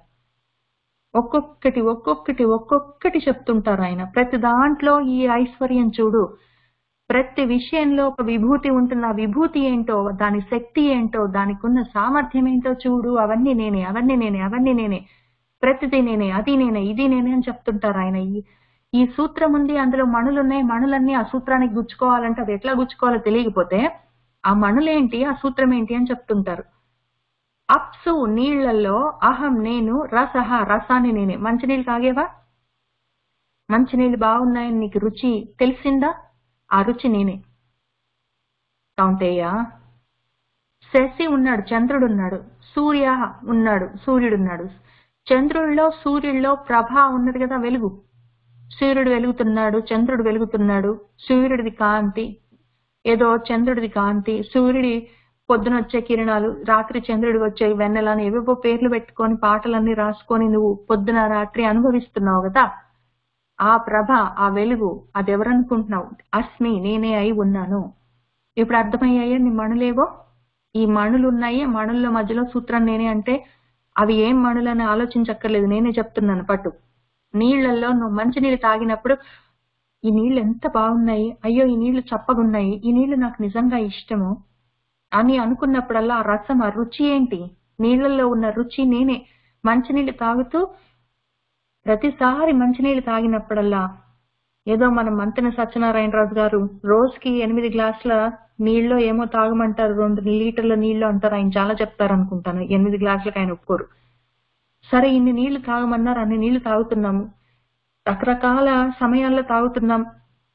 మంచినీళ్ళు తాగినప్పుడల్లా, గుక్క వేసినప్పుడల్లా ఈ నీళ్లలో ఈ రసం ఎక్కడి నుంచి వచ్చింది అని ఆలోచించు. అప్పుడు నీళ్లు మణి అవుతుంది, అందులో ఉన్న సూత్రం, ఆ రసం నేనవుతాను. అంతే కదా. ఆ రకంగా ప్రయత్నం చెయ్యి. ఒకవేళ నీకు అది ఎట్లా చేయాలో తెలియలేదనుకో, భాగవతంలో చూసుకో. ప్రహ్లాదుడు ఉన్నాడు, ఆయన అట్లానే చేశాడు. పానీయంబులు తాగుచున్ కుడుచుచున్ అని చెప్పి ఆయన చాలా పనులు, ఏ పని చేస్తున్నా అందులో నన్నే చూసుకున్నాడు. ఎట్లా చూశాడు? ఆ పని నీళ్లలో రసము ఒక మణి ఉంది, దాంట్లో అహం నేను సూత్రంలాగా దారంలాగా ఉన్నాను. అట్లా చూసుకు ప్రయత్నం చేయి. నీకు ఒకవేళ సొంతంగా చేయరాకపోతే ప్రహ్లాదుడిని చూడు, ఆయన చేసి చూపించాడు. అట్లనే ఏదో సూర్యుడిని చూసావు, చంద్రుడిని చూసావు, ఈ వెలుగంతా ఎవరిది? ఆ ఈశ్వర చైతన్యమే కదా అనుకో. అప్పుడు ఈ శశి, చంద్రుడు, ఆ సూర్యుడు, వీళ్ళల్లో ఉన్న వెలుగు మణి అనుకో. ఆ మణిల మధ్యలో ఉన్న ఆ సూత్రం, దారం నేనే కదా. ఆ ప్రభ, ఆ వెలుగంతా నేనే కదా. అట్లానే సర్వ వేదేషు, అన్ని వేదాల్లో ప్రణవం ఓంకారం. నువ్వు ఏ వేదం తీసి చూడు, ఏ ఉపనిషత్తు తీసి చూడు, ఏ స్తోత్రం తీసి చూడు, ఓం అని స్టార్ట్ అవుతుంది. నీకు ఎక్కడ ఓం అని కనిపించినా స్తోత్రం చదవడం, లేదా ఉపనిషత్తులు తీసి చూసుకోవడం, లేదా ఏదో మంత్రం చదువుకుంటావు, ఓం అని స్టార్ట్ చేసావు, చేయగానే ఓం అనగానే వెంటనే ఈ నేను చదువుతున్న ఏదో శుక్లాంబరధరం చదువుకున్నావు, పొద్దున పూజ చేసుకుంటూ ప్రతిరోజు పూజ చేసేటప్పుడు ఏదో టైంలో ఓం అన్నావు అనుకో, ఆ శ్లోకం లేదా ఆ మంత్రం మణి అనుకో. ఈ మణి అనుకో, దాని ముందు ఉన్న ఈ ప్రణవం ఓం అన్నది నేనే అనుకో, ఆ దారం. అంతే కదా. ప్రతిదీ ఒక శ్లోకం చదివే అందులో మధ్యలో ఎందుకు వస్తాయి ఓంకారాలు? ముందో చివరినో వస్తాయి. ఆ వచ్చిన ఓంకారం కనపడగానే ఈ ఓంకారం మన ఈశ్వర చైతన్యం, మన స్వామి, మన పరమాత్ముడు అనుకో. ఆ రకంగా చూసుకుంటూ పోతే అదే అలవాటు అవుతుంది అని ఆయన హెల్ప్ చేస్తున్నారు, అవకాశాలు, ఎగ్జాంపుల్స్ ఇస్తున్నారు. ఒక ఆబ్స్ట్రాక్ట్ కాన్సెప్ట్ పెట్టుకొని, ఇదిగో మొత్తం జగత్తంతా నేనే, ఆ సృష్టి నేనే, ఆ ప్రళయము నేనే అంటే వెంటనే ఎవరికి అర్థమవుతుంది? అది చాలా కష్టమైన ఆబ్స్ట్రాక్ట్ కాన్సెప్ట్. అందుకని నువ్వు నిజంగా నీ జీవితంలో ఎట్లా చూడొచ్చు దాన్ని అని ప్రయత్నం చేసుకోవడానికి ఇదిగో ఇంతే. నువ్వు ఒక మంత్రం చదివావా, ఒక శ్లోకం చదివావా, ఒక పుస్తకం తీసి చూసావా, ఓంకారం కనిపించిందా నేనే. లేదా ఆకాశంలో శబ్దం, శబ్దాలన్నీ ఆకాశం, ఖే అంటే ఆకాశం, హం అది ఉంటేనే శబ్దం వస్తుంది. కాబట్టి నువ్వు శబ్దం విన్నప్పుడల్లా ఆ శబ్దం, ఈ శబ్దం అంతా మన పరమాత్మ స్వరూపమే కదా అనుకో, ఈశ్వర చైతన్యం అనుకో, మావాడే అనుకో. అంతటా ఉన్నది ఇదే. శబ్దాలు ఇన్ని రకాలుగా, ఇన్ని సౌండ్, ఇన్ని మాటలుగా, ఇన్ని పదాలుగా, ఇన్ని గొంతులతో వినిపిస్తున్నదంతా శబ్దం. ఆ శబ్దం ఎవరు? మాటలన్నీ చాలా ఉండిండొచ్చు కదా, వాటిల్లో ఉన్నది శబ్దం ఎవరు? మళ్ళీ ఈయనే సూత్రమే అనుకో. అంతే కదా. అందులో పైగా ఈ ఆకాశము మనకి ఎక్కడుంది అంటే చెవుల్లో ఉంటుంది. అందుకే ఆకాశం చెవుల్లో, దిక్కులన్నీ ఆయన చెవులని మనం చెప్పుకునేది అందుకే. మొత్తం స్పేస్, అంతరిక్షం అంతా ఆ మన స్వామి తల జౌ అని చెప్పి, ఆయన తల, ఆయన శిరస్సు అవన్నీ ఆకాశం, స్పేస్ అని చెప్పుకుంటాం. అట్లానే దిక్కులన్నీ ఆయన చెవులని చెప్పి, ఎందుకంటే శబ్దాలన్నీ దిక్కుల్లో నుంచే వస్తుంటాయి, అన్ని దిక్కుల్లో నుంచే శబ్దాలు వస్తాయి. ఏ దిక్కు నుంచి నీకు ఏ శబ్దం వచ్చి అన్ని చెవులో పడ్డా ఆ శబ్దం అంతా ఆయన స్వరూపం అనుకోరాదా? బోలెడు శబ్దాలున్నాయి, రోజుకి ఎన్ని మాటలు వింటావు? పోనీ రోజుకి ఒక 5-6 వేల మాటలు విన్నావనుకో, అందులో రిపీట్ అయ్యే మాటలు ఉంటాయి. పోనీ అన్ని తీసేస్తే కూడా రోజుకొక 20, 30, 40, 50, 100, 200 మాటలు విన్నావనుకో, అందులో ఒక 4-5 చూసుకో, అవన్నీ కూడా పరమాత్మ స్వరూపం అనుకో. అప్పుడు రోజులో ఎన్నిసార్లు నువ్వు ప్రతి మాటలో పరమాత్మని చూసుకోగలవు? లేదా మనుషుల్లో పౌరుషం. పౌరుషం అంటే మళ్ళీ పట్టుదల, నేను చేయగలను అన్న పౌరుషం అవి కాదు. పౌరుషం అంటే పురుషత్వం. మనుషుల్లో, నరుల్లో ఉన్న పురుషత్వం, పూర్ణంగా ఉన్న ఆ ఆత్మతత్వం. పోనీ అంత దూరం వెళ్ళకు. ఈ పురుష ప్రయత్నం అని ఉంటుంది. ఏదైనా సరే ఒక పని చెయ్యాలంటే ఒక ప్రయత్నం మొదలు పెట్టాలి. దాన్ని పురుష ప్రయత్నం అంటాం కదా. ఆ పురుష ప్రయత్నం ఎక్కడి నుంచి వచ్చింది? నువ్వు ఒక పని చేయాలి, లేవాలని నీకు అనిపించింది, నువ్వు లేస్తున్నావు. ఆ లేవడం అన్నది ఆ పురుష ప్రయత్నం. నేను లేస్తాను అన్నది, నేను ఉద్యోగం చేస్తాను, తింటాను, పడుకుంటాను, ఇవన్నీ అది ఎక్కడి నుంచి వస్తుందని ఆలోచించు కదా. బోలెడున్నాయి ఇవన్నీ బోలెడు మణులున్నాయి. ఈ ప్రతి మణి నన్ను సూత్రంగా పెట్టుకొని, నన్ను మధ్యలో పెట్టుకొని అవన్నీ నాకు కూర్చోబడి ఉన్నాయి. అట్లా అర్థం చేసుకొని చెప్తున్నారు ఆయన. రసః అహం అప్సు కౌంతేయ ప్రభా అస్మి శశి సూర్యయోః ప్రణవః సర్వవేదేషు సప్తః ఖే పౌరుషం ఋషు. ఇంకా కొన్ని ఎగ్జాంపుల్స్ చెప్తాను అని చెప్తున్నారు. పుణ్యః గంధః పృథివ్యాం చ తేజశ్చ అస్మి విభావసౌ జీవనం సర్వభూతేషు తపశ్చ అస్మి తపస్విషు. కాబట్టి పృథివ్యాం భూమిలో పుణ్యమైన గంధం, ఈ చక్కటి గంధం ఉంటుంది కదా, వాసన. ఈ భూమి మీద ఎప్పుడైనా వర్షం పడ్డప్పుడు చక్కటి వాసన వస్తుంది, భూమి వాసన, మట్టి వాసన. ఆ గంధం వాసన, గంధం అంటే వాసన కదా, ఆ మట్టి వాసన ఎక్కడి నుంచి వస్తుంది? ఆ మట్టి వాసన, ఉత్త మట్టికి వాసన ఇక్కడ ఉంటుంది. అందులో ఉన్న వాసన ఎవరు? నేనే. పుణ్యః గంధః పృథివ్యాం, పృథివిలో ఉన్న గంధము నేనే. పైగా విభావసౌ, అగ్నిలో ఉన్న తేజస్సు అస్మి, నేనే అయి ఉన్నాను. అగ్ని మండుతుంది కాదు, అగ్నిలో ఆ మండే శక్తి ఎవరు? నేనే. సర్వభూతేషు జీవనం, సర్వభూతాల్లో ప్రాణం నేనే. నేనున్నాను కాబట్టి ఆ భూతాలు ప్రాణంతో కొట్టుకుంటున్నాయి, లేకపోతే ఏమవుతాయి? తపస్విషు, తపస్సులు చేసుకుంటున్న వాళ్ళలో వాళ్ళ తపస్సు నేనే అయి ఉన్నాను, అస్మి. పుణ్యః గంధః పృథివ్యాం చ తేజశ్చ అస్మి విభావసౌ జీవనం సర్వభూతేషు తపశ్చ అస్మి తపస్విషు. బీజం మాం సర్వభూతానాం విద్ధి పార్థ సనాతనం బుద్ధిః బుద్ధిమతాం అస్మి తేజః తేజస్వినాం అహం. పార్థ, ఇంకో విషయం తెలుసుకో. సర్వభూతానాం, సర్వభూతాల్లో, మొత్తం ప్రాణుల్లో, తర్వాత పంచభూతాల్లో, ప్రతి దాంట్లో పైన నా ప్రకృతి 8 విధాలుగా ఉంటుందని చెప్పాను కదా. వాటన్నిట్లలో, వాటితో తయారైన అన్ని ప్రాణుల్లో పార్థ సనాతనమైన నేను బీజమై ఉన్నాను. ఆ విషయం విద్ధి, తెలుసుకో. నేనే బీజం, నేనే కారణము, నేనే మూలము, నేనే మూల కారణము. అందుకనే మనము ప్రకృతిని మూల ప్రకృతి అవ్యక్త అని చెప్తాము. మనకు మామూలుగా కళ్ళకు ప్రకృతి కనిపిస్తుంది, కానీ కళ్ళకు కనిపించేది జడ పదార్థం. దాని లోపల మూల ప్రకృతి ఉంటుంది, అది నేనని తెలుసుకో. చెట్టుంది, ప్రకృతి ఉంది. నేచర్ ట్రయల్స్ లో వాక్స్కి వెళ్తావు. ఆ నేచర్ ట్రయల్స్ లో నువ్వు ప్రకృతిలో నడుస్తున్నావు అనుకో. ఆ నడుస్తున్నప్పుడు అక్కడ చెట్లు కనిపిస్తాయి, నీకు ఆకులు కనిపిస్తాయి. పైన పచ్చగా ఉన్న ఆకులు ఉంటాయి, కింద ఎండిపోయి రాలిన ఆకులు ఉంటాయి. ఈ మొత్తం జడ పదార్థం ఇదంతా. ఇన్ని జడ విషయాల్లో అందులో ఉన్న మూల ప్రకృతి నేనే, సనాతనం నేను, మొత్తం సర్వభూతాల్లో ఉన్నాను తెలుసుకో అన్నారు. పైగా బుద్ధిమతాం, బుద్ధిమంతుల్లో వాళ్ళ బుద్ధి కూడా అస్మి, నేనే. వాడికి చాలా తెలివి ఉందండి అంటే ఆ తెలివి ఎవరు? నేనే. పైగా తేజః తేజస్వినాం, తేజస్సులు ఉంటారు, మహా తేజోమూర్తులు ఉంటారు. ఒక విషయంలో గొప్ప పండితులు ఉంటారు, కొన్ని విషయాల్లో ఎక్కడికో వెళ్ళిపోతారు వాళ్ళు. ఈ సంగీతంలో, సాహిత్యంలో, పాలిటిక్స్ లో, కళల్లో, ఆటల్లో ఎంతో తేజస్సు చూపిస్తారు, వాళ్ళు ఎంతో గొప్పగా వెలిగిపోతారు వాళ్ళ వాళ్ళ రంగాల్లో.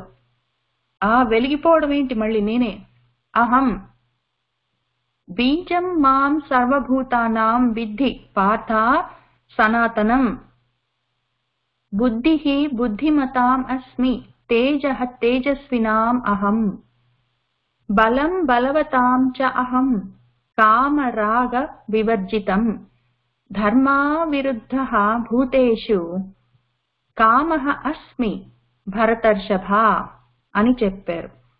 ఆయన ఏం చెప్తున్నారంటే, భరతర్షభ, భారత వంశంలో పుట్టిన భరతుల్లో వృషభం లాంటి వాడా,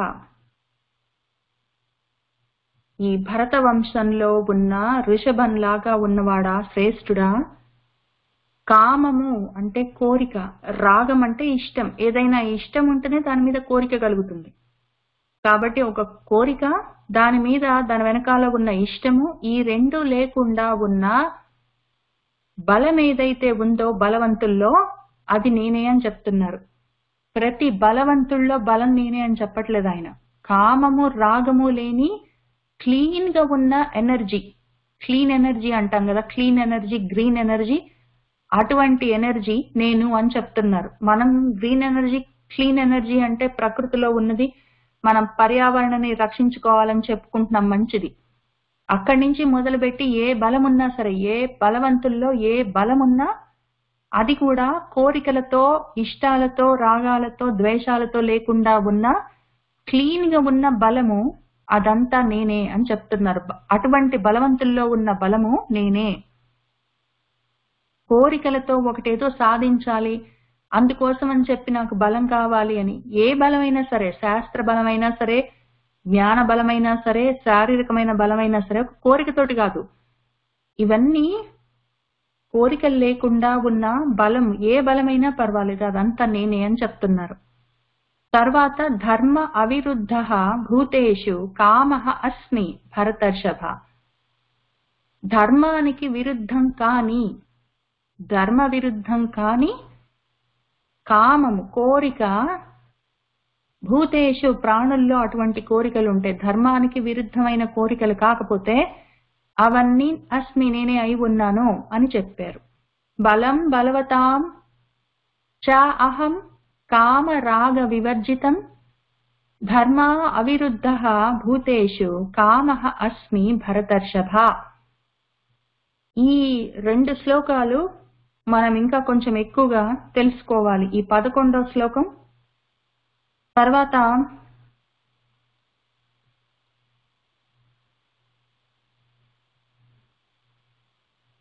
ఈ 4వ శ్లోకం మళ్ళీ ఒకసారి జాగ్రత్తగా మనం చూసుకోవాలి. ఎందుకంటే చూసుకుంటూ చదువుకుంటూ వెళ్ళిపోతాము, లోతుగా చూసుకోకపోతే చాలా కష్టం అవుతుంది. అసలు ఆయన చెప్తున్న విషయం పట్టుకోవడం కష్టం. అందుకే ఆయన ముందు ధ్యానం నేర్పించి, ఆ ధ్యానంతో ఫోకస్డ్ గా కూర్చున్నాక, అది కూడా నా మీద ఇంట్రెస్ట్ పెట్టుకో, నా మీద ప్రేమ పెంచుకో, ఇష్టం పెంచుకో, నా దగ్గర కూర్చో అని చెప్పి మరీ చెప్తున్నారు ఆయన. ఎందుకంటే ఇవి చాలా ఈజీగా దాటుకుంటూ వెళ్ళిపోతాము, వదిలేసుకుంటాము, వదులుకుంటున్నామని కూడా మనకు తెలియదు. కాబట్టి చూసుకోవాలి ఆయన ఏం చెప్తున్నారు ఇందులో.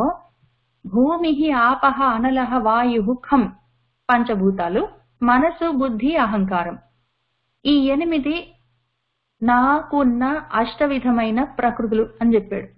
ఈ ప్రకృతి ఈ 8 విధాలుగా భిన్నంగా ఉన్నది అని చెప్పాడు. అయితే ఇందులో ఆయన మొత్తం మనసు బుద్ధి అహంకారాన్ని కూడా ఈ పంచభూతాల్లో, ఆ జడ ప్రపంచంలో కలిపేశాడు ఆయన.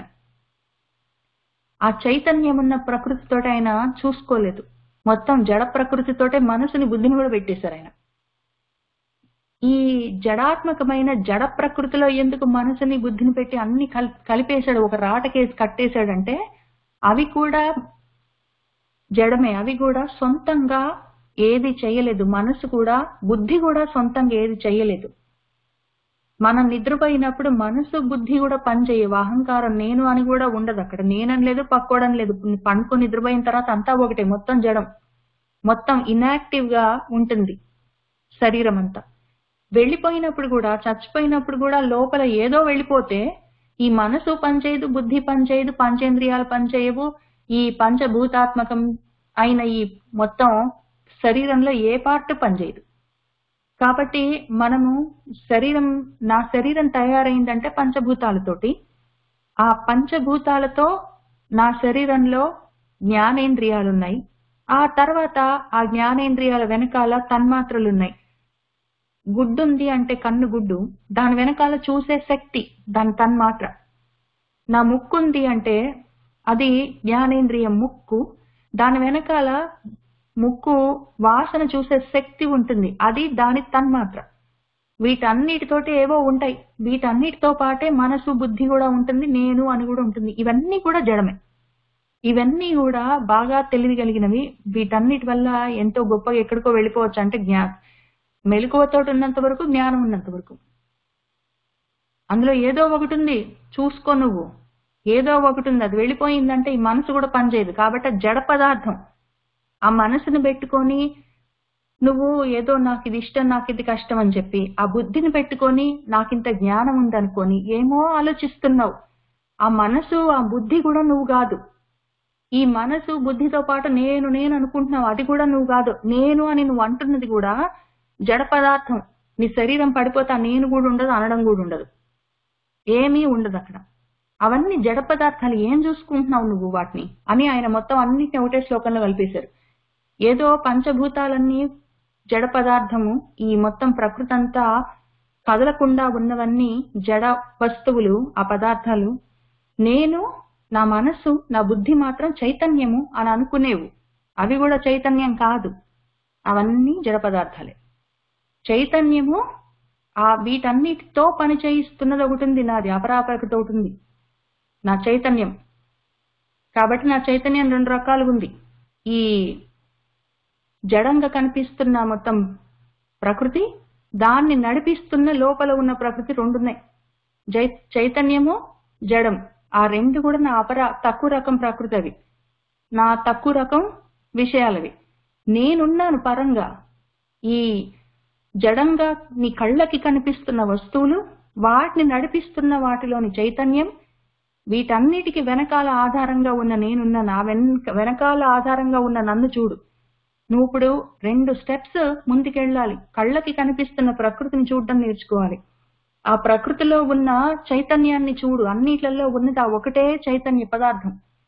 ఈ చైతన్యము, ఆ జడము 2 నా మీద ఆధారపడి ఉన్నాయి. ఆ నేనెవరో తెలుసుకో అని చెప్తున్నారు ఆయన. ఈ మనసును పెట్టుకొని, బుద్ధిని పెట్టుకొని, నా మనసు, నా బుద్ధి, నేను చైతన్యంతో ఉన్నాము అని అనుకునేవు కాదు, అవి కూడా జడమే అని చెప్పారు ఆయన.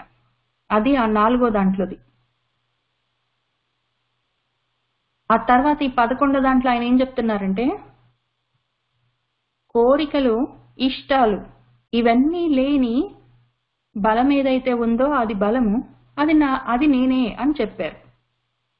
తర్వాత ధర్మానికి విరుద్ధం కాని కోరికలన్నీ నేనే అని చెప్పారు. ఇది ఒక్కటి పెట్టుకొని 11వ శ్లోకం ఒక్కటి పెట్టుకొని కూర్చుంటే, ధర్మానికి విరుద్ధం కాని కోరికలన్నీ పరమాత్మ స్వరూపమే అని అర్థం చేసుకుంటే, ధర్మానికి విరుద్ధమైనవి కూడా ఉంటాయి కదా. మరి ధర్మానికి విరుద్ధం కానివి అన్నప్పుడు అయినవి కూడా ఉంటాయి.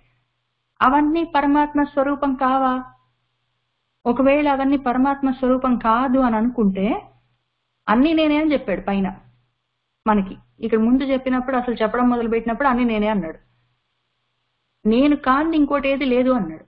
అన్నీ నేనే అని చెప్పి ఊరుకోకుండా అన్నీ నేనే, నేను కాంది లేదు అన్నాడు. మొత్తం నేను కాంది లేదు అని 6 దాంట్లో 7వ దాంట్లో చెప్పి, మళ్ళీ ఇక్కడ 11లో ధర్మానికి విరుద్ధం కాకుండా ఉంటే అటువంటి కోరికలు నేను అన్నాడు. ధర్మానికి విరుద్ధమైన కోరికలు ఏంటి మరి అని అనుమానం వస్తుంది. ఆయన ఎవరికి చెప్తున్నారు అని చూడాలి. అందరికీ చెప్పరు. కొన్ని విషయాలు కొంతమందికి చెప్తుంటారు. అందరికీ ఒకటే విషయం చెప్తే అందరూ ఒకే రకంగా అర్థం చేసుకోలేరు. కాబట్టి అసలు ముందు అన్ని వస్తువుల్లో, అన్ని విషయాల్లో, అన్ని ప్రాణుల్లో, మొత్తం ప్రకృతిలో ఏదో మణులన్నిటినీ ఒక్క దగ్గర ఉంచడానికి వాటి మధ్యలో ఉన్న సూత్రంలాగా నేను ఉన్నానని చెప్తే చూసుకోవడం రానప్పుడు, అన్నీ నేనే అని చెప్తే చూసుకోవడం రానప్పుడు, ఆ లెవెల్లో మనసు ఆలోచించడానికి దానికి కష్టమై ఉన్నప్పుడు దానికి హెల్ప్ చేయాలి. కాబట్టి ఆయన పాపం చాలా దయతోటి హెల్ప్ చేస్తున్నాడు. నువ్వు ముందు మంచి విషయాలన్నీ స్వామి స్వరూపము, మంచి కోరికలన్నీ ధర్మానికి విరుద్ధం కాని కోరికలన్నీ పరమాత్మ స్వరూపము అని నువ్వు అర్థం చేసుకున్నావనుకో, అప్పుడు నీ కోరికలన్నీ ధర్మానికి విరుద్ధం కాకుండా చేసుకుంటావు. ధర్మానికి ఒకవేళ విరుద్ధమైతే అది భగవత్ స్వరూపం కాదు, అటువంటివి నాకు వద్దు అని నీకు అనిపించినప్పుడు అటువంటి ధర్మానికి విరుద్ధమైన ధర్మ విరుద్ధమైన కోరికలు నువ్వు కోరుకోవు. అక్కడి నుంచి మంచి మొదలవుతుంది. ఆ తర్వాత మెల్లమెల్లగా నువ్వు ధర్మము అధర్మము, విరుద్ధము అవిరుద్ధము అని ఇన్ని లేవు, ఉన్నదంతా ఒకటే అన్న దగ్గరికి నెమ్మదిగా వస్తావు. ఇంకా మనకి ఇప్పుడు 7వ అధ్యాయంలోనే ఉన్నాం. ఇంకా 6 అధ్యాయాలు అవుతే గానీ అక్కడి దాకా రాము. కానీ ఈ లోపల నీ మనసు పట్టుకోవడం నీకు కష్టమైతే, ప్రతిదీ అన్ని పరమాత్మ స్వరూపమే, అన్ని పరమాత్మ స్వరూపమే, ప్రతిదీ పరమాత్మ స్వరూపమే అని చెప్తే నీకు నమ్మడానికి, మనసు పట్టుకోవడానికి కష్టం అవుతే పోనీ పర్వాలేదు. మనసు అసలే జడ పదార్థం, దానికి వెంటనే ఏది తొందరగా అర్థం కాకపోతే పర్వాలేదు.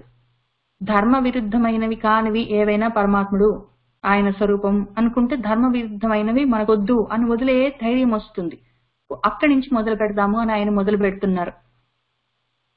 మామూలుగా జ్ఞానంలో కొంచెం దారికి వెళ్ళిన వాళ్ళు, కొంచెం మధ్యలో ఉన్న వాళ్ళు, కొంచెం ముందుకు వెళ్ళిన వాళ్ళకి ధర్మ విరుద్ధమైన కామాలు మరి ఎవరివి? ధర్మానికి అవిరుద్ధమైనవి అటువంటి కోరికలన్నీ నేను అంటే ధర్మానికి విరుద్ధమైనవి ఏవి మరి? ఎవరై ఉన్నారు అంటే ఎవరు కాదు, అన్ని ఆయనే అయి ఉన్నాడు. కానీ ఆ విషయం అక్కడి దాకా అది ఇది అన్ని నేనే అంటే అన్ని నువ్వే అన్నది పట్టుకుని ఎందుకు మనసు వెంటనే ఒప్పుకోవట్లేకపోతే, దానికి రాకపోతే ముందు మంచి చూసుకో, అది నేను అనుకో, తర్వాత ఒక్కొక్కటి అందులో కలుపుకుంటూ పోదాము అని ఆయన చెప్తున్నారు, హెల్ప్ చేస్తున్నారు. మళ్ళీ ఇక్కడ ఆయన పైన అక్కడ అట్లా చెప్పారు 6వ శ్లోకంలో 7వ శ్లోకంలో, మళ్ళీ కింద ఇక్కడ 11వ శ్లోకంలో వేరే రకంగా చెప్తున్నారు అని కొంచెం కొంచెం ఉన్న అప్పుడప్పుడే ఉదయిస్తున్న జ్ఞానంతో ఆయన ఎన్ని రకాలుగా చెప్తారు, కన్ఫ్యూజ్ చేస్తారు, ఆయన ఒకదానికి సంబంధం లేకుండా చెప్తారు అని ఆయన్ని అనడానికి వీల్లేదు. ఆయన ఇంకా కిందికి ఇంకా కిందికి ఇంకా కిందికి దిగొచ్చి చెప్తున్నారు. అందరినీ కలుపుకొని తీసుకొని వెళ్ళాలన్నది ఆయన తాపత్రయం. ఆయన విరుద్ధంగా పరస్పర విరుద్ధమైన విషయాలు చెప్పట్లేదు. మనకి ఏది అర్థమవుతుందో అక్కడి నుంచి ఆయన చెప్తూ ఉన్నారు. మనకు ఏది ఉపయోగంగా ఉంటుందో అక్కడి నుంచే చెప్తున్నారు. మనం ఏది పట్టుకుంటామో అక్కడి నుంచి చెప్తున్నారు. కాబట్టి బలం బలవతాంచ అహం కామరాగ వివర్జితం ధర్మా విరుద్ధ భూతేషు కామః అస్మి భరతర్షభ అని ఇంతవరకు మనం ఇక్కడికి ఆపుదాము. మళ్ళీ 12వ శ్లోకం దగ్గర నుంచి వచ్చే వారం చూసుకుంటూ ముందుకు వెళ్దాము. సర్వం శ్రీకృష్ణ పరబ్రహ్మ పాదారవిందార్పణమస్తు.